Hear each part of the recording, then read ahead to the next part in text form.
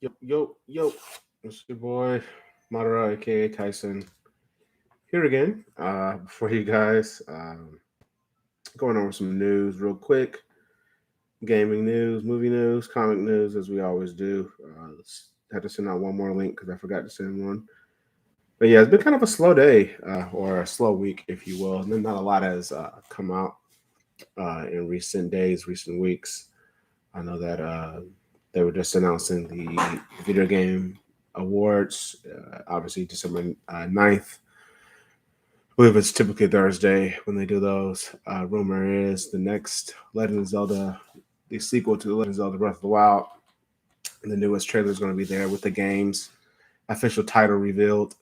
You know that Nintendo said that they weren't releasing that in the beginning because it's a major spoiler for where the game is going. Some people have even speculated it actually tells us which timeline the game is actually on. So that's why Nintendo won't release the name of that title yet. But I'm not sure if I would go that far. But obviously, there is that. Just make sure the audio is there. But there obviously there is that.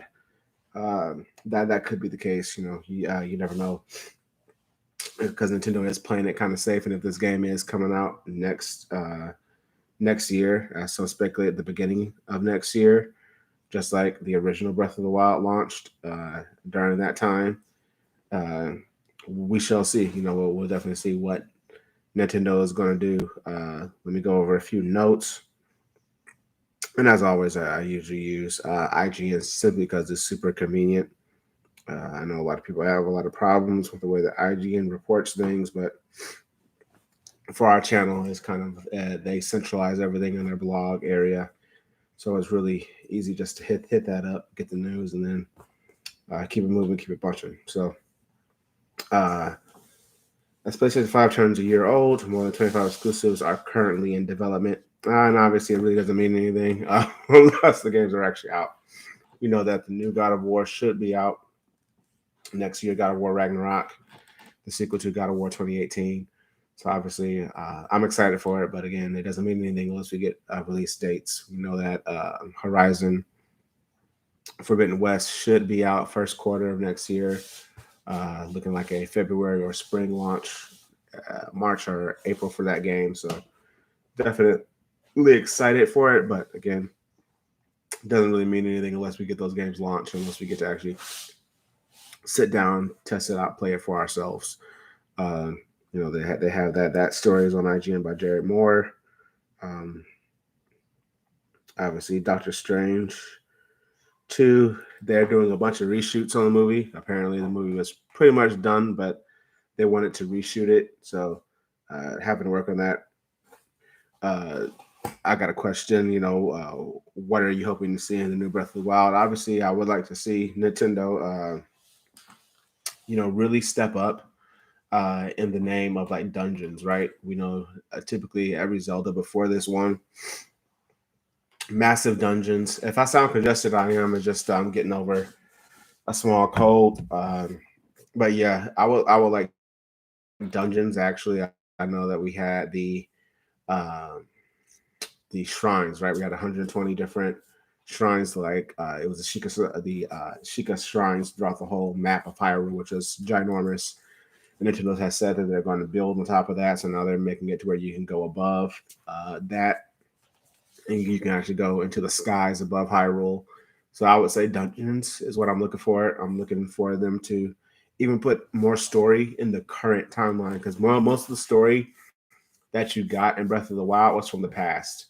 It was through watching cutscenes of what was going on before the calamity happened. You didn't really get to see actually what went on. And then even though we have Hyrule Warriors Age of Calamity, that game goes like so far left field that it's not even in the same continuity of the first Breath of the Wild. So because we all thought that was going to be showing how everybody died, how everything went awry.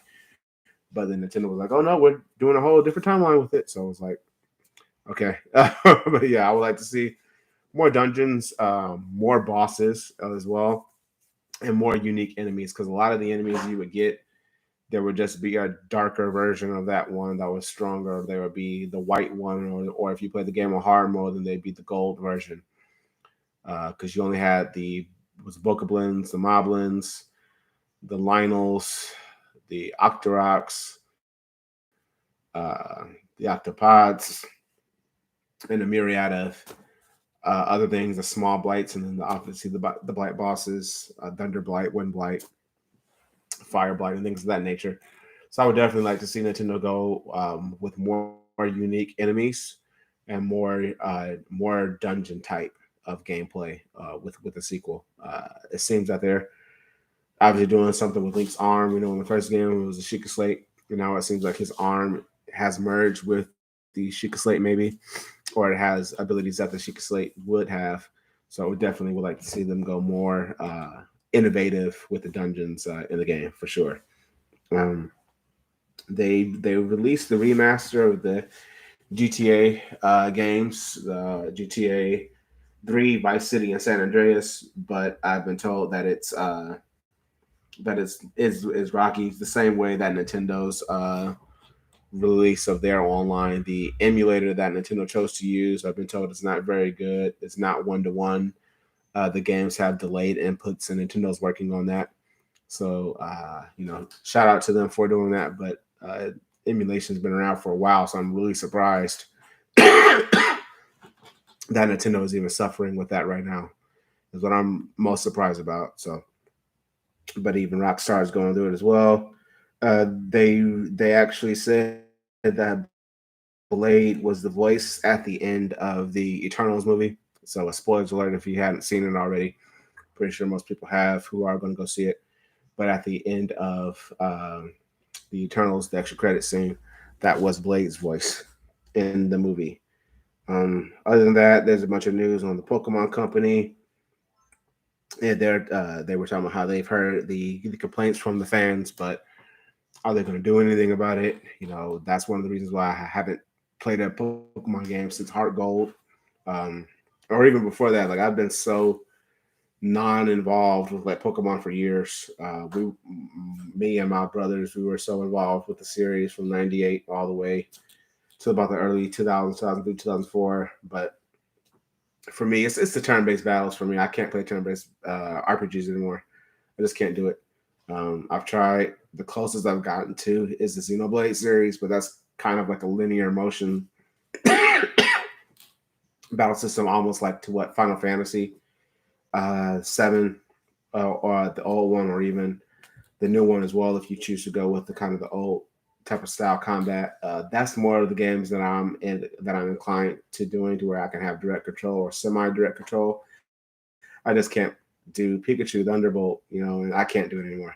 So, but they're saying that they've heard. That's my neighbors. They're having work done on their pools. So if you hear a muffler going on in the background, that's because they're about to pull the truck out along with the equipment. So sorry about that. But but yeah, as for me, I just can't do any Pokemon games anymore. I'm done with that until they either revamp the battle system, or they get someone else besides Game Freak to make a game. I'm just done. I can't do it. PlayStation, they cut the PlayStation 5 production plans, so now it's going to be even harder. Oh, I actually have bots on the channel now. Oh, that's cool. Anyway, there's actually going to be harder to get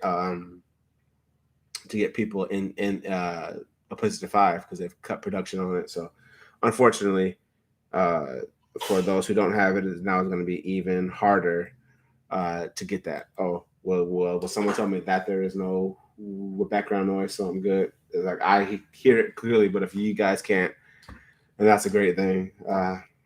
But yeah, that'll pretty much do it for the movie and slash game news. I actually want to transition over to the live action One Piece news, as we got the cast was revealed this week for everyone who's going to be stepping into the roles of Luffy, Zoro, Nami, Sanji, and Usopp.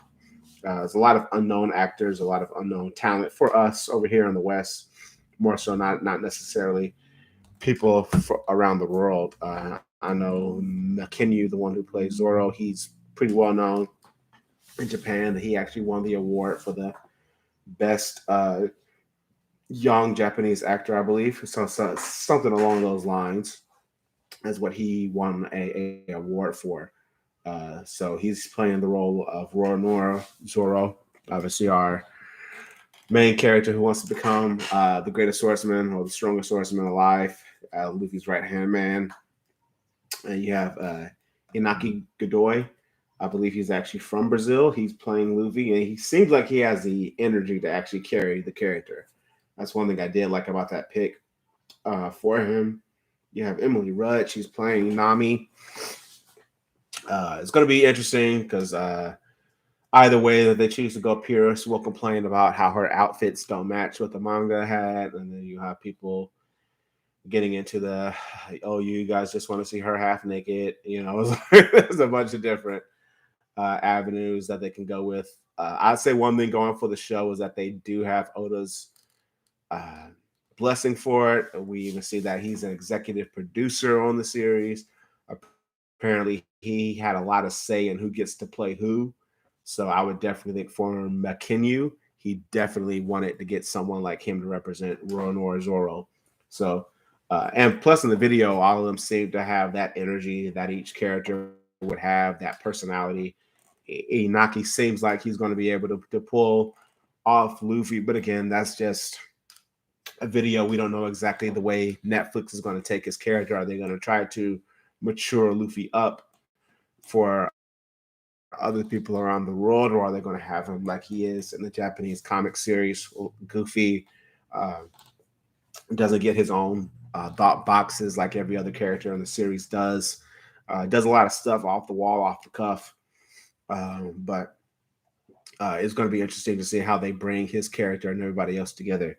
You have Emily Rudd as Nami. You have Jacob Romero Gibson as Usopp. That's a pretty good pick. The one that everyone's kind of controversial on is Taz Skylar. He's British. We know that. Excuse me. We know that Sanji is basically supposed to be French. Vince Smoke, so a lot of people were surprised that they got a British actor to play Sanji. But again, this is a adaptation. We know that they're not more than likely going to stick completely onto the side of what Oda did with the manga. So it'll be interesting, as I said, to see what they do with that. With especially with like Taz, are they going to have him have people call him the womanizer Sanji from the beginning of the series, or are they going to go with a more mature Sanji going forward? Is he going to be still a ladies' man, but is he going to be a more respectful ladies' man, or is he only going to defend a woman because she's a woman? With this day and age and how people voice their opinions, oh, it's misogynistic, this and that. It'll be interesting to see what Netflix will do. I remember watching it's a referee podcast that like some of the big names in the community do. I think it was Rogers Base where he was hosting it. The last time he did, he actually had one of the writers on there, Matt Owens. He said that he actually met with Oda when they were going over it and everything like that, and so he intends to keep it truly close to Oda's original look, but obviously they're going to have to change some things up. Like one thing, the comedy. The Japanese comedy doesn't always translate one-to-one with the English readers, and that's why Oda says that he really leaves it up to the people doing the translations to translate the jokes for him, because that's not something that he's necessarily worried about, because he's specifically writing for a Japanese audience. So it'll be interesting to see how this Western cast and crew will carry the series and what they're able to actually do with it is what I'm actually really excited about, because I'm actually excited about it, even though it is a Netflix. There are a lot of memes, manga version, anime version, and then the Netflix version. We end up getting something that looks as terrible as Seven Deadly Sins with Melodious in the bed, that one awfully drawn scene. So, but other than that, I'm definitely excited to see what Netflix can do, what these actors can do in each role. Obviously, to me, the role that matters the most is Luffy's role. Can he carry Monkey D. Luffy?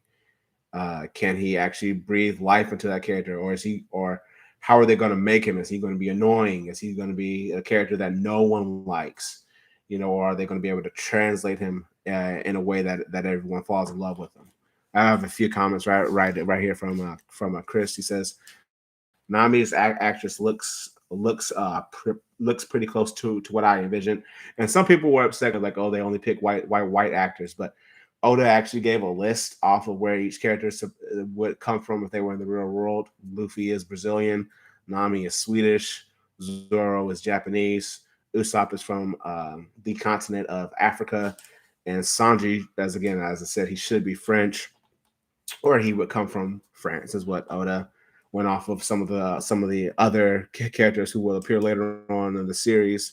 Frankie would be from the US of A. Robin would be from Russia. I think he said Brooke would be from Austria. I think that's where he said Brooke would be from. And I forget where he said Chopper would be from.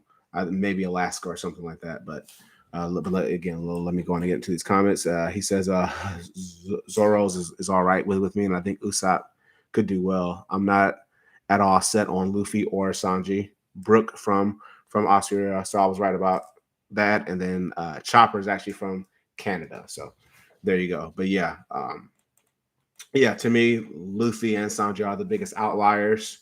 But obviously, I've never seen Taz act. I've never seen Inaki act. As I said in the video, Inaki seemed like he has the energy, but a lot of that again is going to come down to the writing. How are the writers going to translate scenes of Luffy? Like one of the early scenes that really endeared me to his character was in the Syrup Village arc. Obviously, that's where they meet Usopp. With how he fought Captain Kuro. With Zoro, it's pretty much the same where you very first meet him, and he's tied up on that post. He's fasting for a month to help that girl who was about to get captured by the Marines there underneath. It's pretty much when you first meet Zoro, you either fall in love with him or you don't. Like there's really no in between there. Sanji on the Baratier arc, he's like cool, he's suave, ladies man, but again, Taz and Inaki are going to be the ones that I think everyone is going to be really trying to see and scrutinizing. Do they actually fit the role of this character? Did maybe Oda and then pick wrong? But then again, we weren't there for like the casting. So maybe they took, a particular scene from the manga and acted it out in front of them. With Luffy, I can think of the scene where he talked about, I'm not a liar, I'm not a cook, I can't fight, I can't navigate, but I can kick your butt. Which that was, I believe, in Arlong Park. So maybe Inaki did his own version of that scene. Taz with Sanji. Maybe he did the Mr. Prince scene from Alabasta.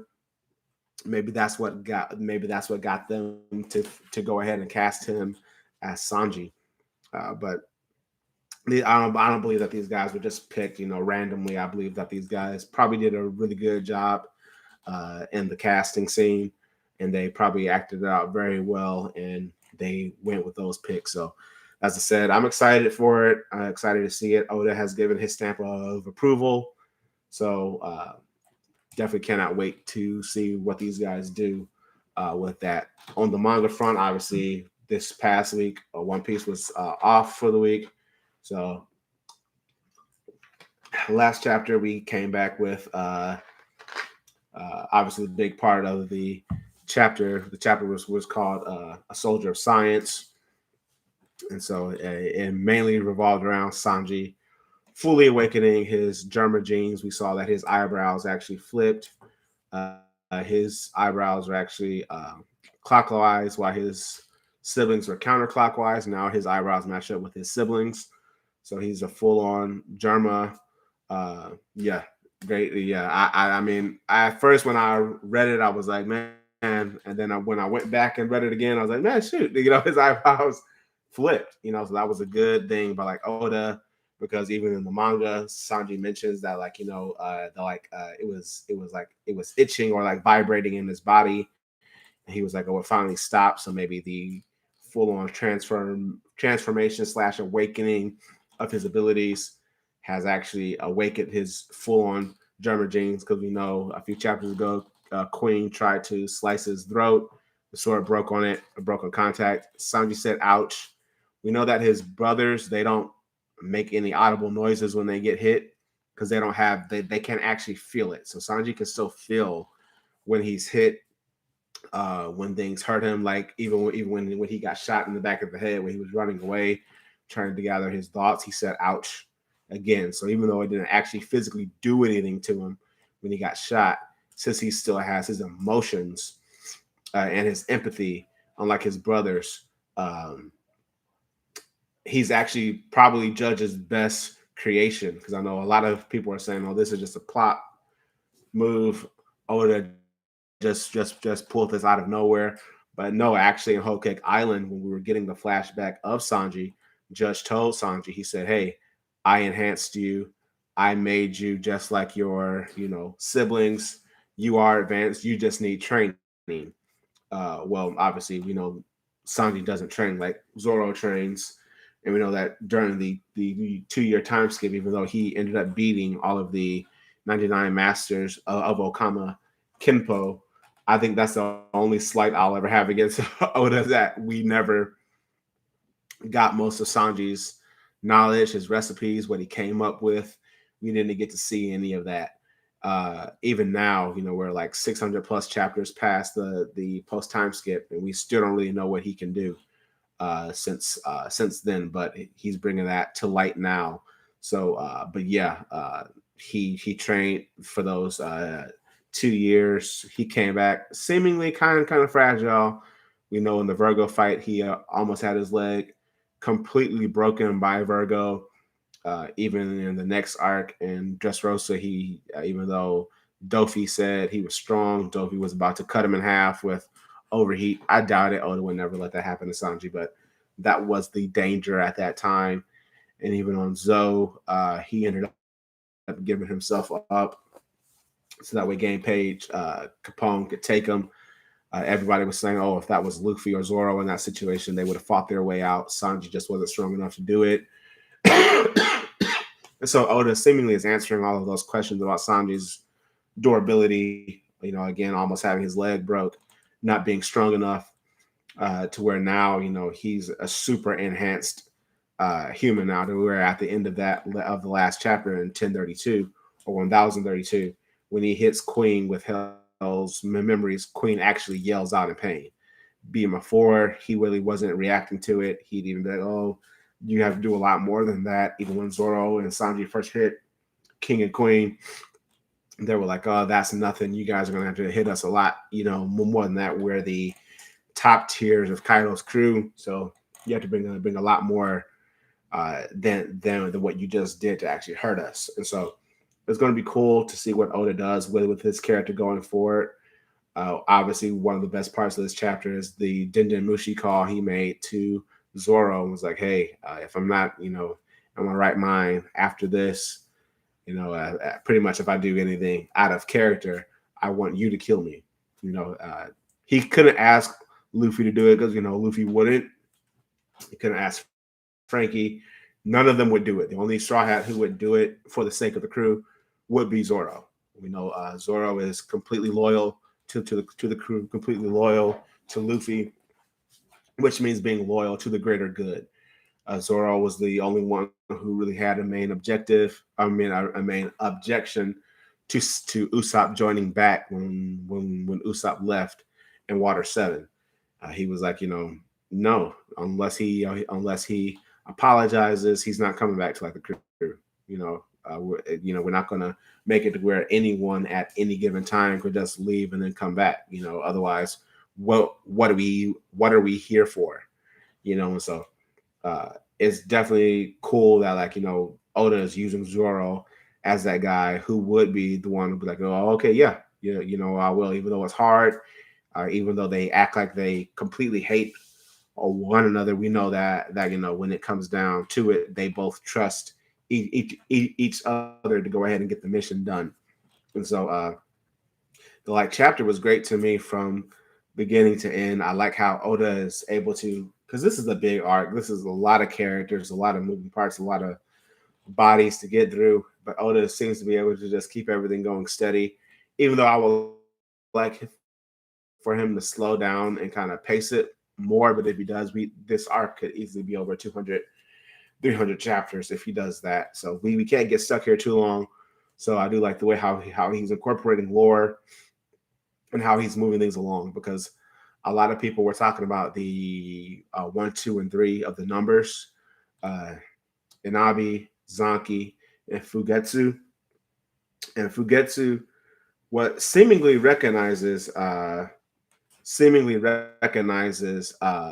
I have a comment here that I'm gonna get to. He seemingly recognizes Yamato, because there's a theory going around that the three number 1, 2, and 3 numbers giants are actually the 3 samurai that young Yamato saw 20 years ago.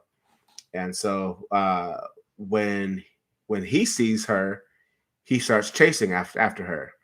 Now, obviously, we know that they were so-called beaten and killed by Kaido, but they could have been turned over to Caesar Clown. You know, Caesar Clown was trying to do his own version of what Vegapunk was doing with the gigantification of human beings. We saw that with the little kids on Punk Hazard. Uh, yeah, that would be very dark. That would be some of the most darkest stuff I would have done since Trafalgar Law's backstory, since Punk Hazard with the kids. That would be dark, for like sure, but it would make sense because Fuga seemingly recognizes Yamato, to where he sees her and then he starts chasing after her. He's not even listening to Apu, which Apu was said to have was said to be the only one who could control the number giants. But it seems like he's lost control of Fuga. So if he actually turns out to be Ushimaru, she I can't get the word out of Shimotsuki, aka who we believe to be Oda's Zoro, not Oda's dad, Zoro's dad. That would be a nice way to tie it all in. And again, Oda is one of those master writers that if he pulls that off flawlessly, that's just cool, because again, he has a lot of moving pieces, a lot of characters that he's seemingly able to and consistently pull through this arc one at a time, giving maybe not everybody enough screen time that they should be getting, but enough to go ahead. So, but let me get to a comment real quick. Avatar, they didn't put everything in the story.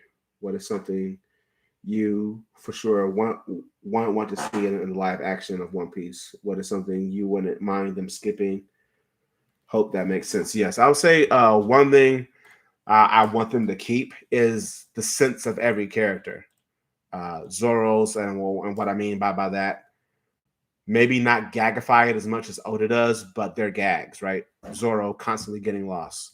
Luffy and Usopp, Luffy, Usopp, and Sanji being the idiot trio.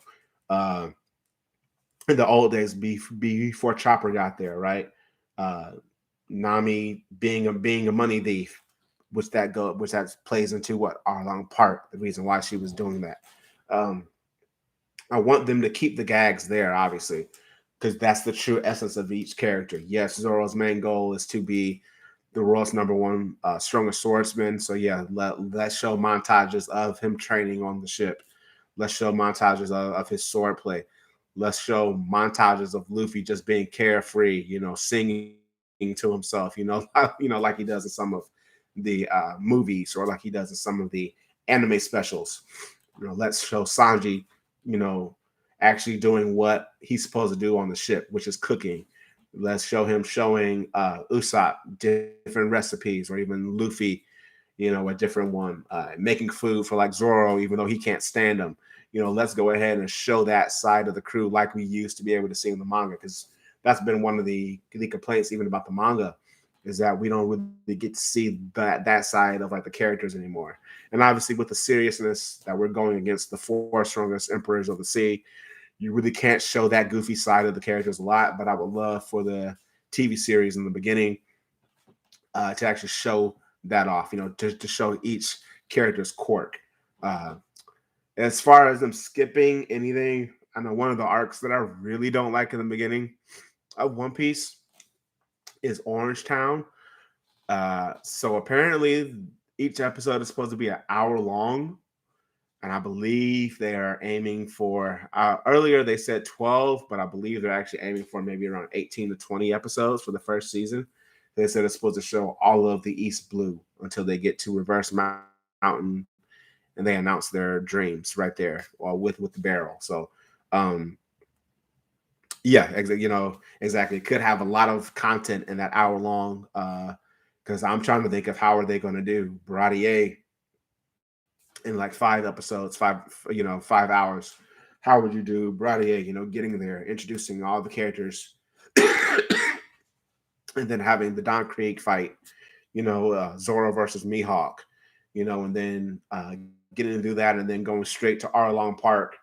That's probably another 5 to 6 episodes, even because Nami's backstory is so powerful. You have to introduce Nami, Nojiko, Bellemere. You have to introduce a lot of characters there. You have to introduce Arlong, Hachi. Even there, like how much CGI are we going to be using? Are we using CGI on all the fishermen, or are we using practical effects like the Star Wars movies did in The Force Awakens? What are they actually going to do there? Is it going to be CGI fishermen, or actually real life people just different aesthetics put on them, and CGI'd up a little bit, but not necessarily a lot, in 20 episodes, how are you going to be able to endear us to each Straw Hat that we meet? But again, I would think the only arc I would want them to cut down a little bit, even though it has one of the most important characters in it, which is Orange Town. That's Buggy the Clown. He's important because he knows Shanks, which is Luffy's mentor, if you will, or benefactor, as other people call him. Uh, uh, Buggy is important because we know later on in the series, Impel Down, he's one of the reasons Luffy makes it through Impel Down. So how much time, how are they going to do it differently? Because Orange Town in the manga, for me, kind of a meh arc. But how are they going to translate that into live action? I would say that's one of the things that I wouldn't mind them cutting down on a little bit, because the next arc is kind of much more important, because that's where we meet Usopp and Syrup Village. So I wouldn't mind them taking a little bit away from Orange Town to enforce more on Syrup Village. Even there, Syrup Village, the Meowman brothers, Kuro, Django, how long are these episodes going to be with these characters? Definitely would be cool to like see what type of content Netflix is going to give to us, what they're going to pull back on. And then obviously I think the last 2 episodes is going to be Logue Town. That's where you have to introduce Smoker, Toshigi. You got to give Zoro Sandai Kitetsu. You got to talk about the sword. We know in the anime how they added in filler of Sanji winning it was a cooking contest while like he was there. Luffy going up to the gallows where Roger was killed at. Them having a fight. The lightning bolt, Dragon. Who's gonna play Dragon? Who's gonna be the one to play this? This guy who's the world's most dangerous man, right? Who probably has the highest bounty in the whole series. Who's gonna play that pivotal character? So who's going to play Don Krieg? Who's going to play Yasop? Who's going to play Shanks? Who's going to play Lucky Roo? Who's going to play, all of these characters? Where's the story going to actually pick up from? Are we going to do Romance Dawn, or are we going to skip past Luffy's backstory and bring it in later? What are we actually going to do inside of the series? So I'm definitely excited to see what they're going to do with this series. I don't want to be in front of y'all too long. It's already been 34 minutes. But yeah, I'm excited to see what these guys are going to do, what Netflix is going to do with the series. Obviously, even with the manga, just a warning for those who are manga purists, there was an actual leak. Exactly. There are a lot of characters to cast. There was an actual leak up to chapter 1034. It was like snippets of the major plot points of each chapter. So if you're a manga purist, keep yourself safe from those spoilers. If you're like me who reads spoilers, it's pretty cool. to know where everything possibly could be going. Again, most of these spoilers have been confirmed with these last two chapters, and so we're definitely going to see where it goes from here. I mean, as Chris just said, there's a lot of characters to cast, a lot of people to get in each role. So yeah, for sure. But that'll do it for tonight's episode. Thanks for all of y'all joining. Trying to get more consistent. I'm gonna do my best to get back on here on Tuesday night and to talk to y'all again. Y'all have a great one. Thanks for being here. Thanks, Chris.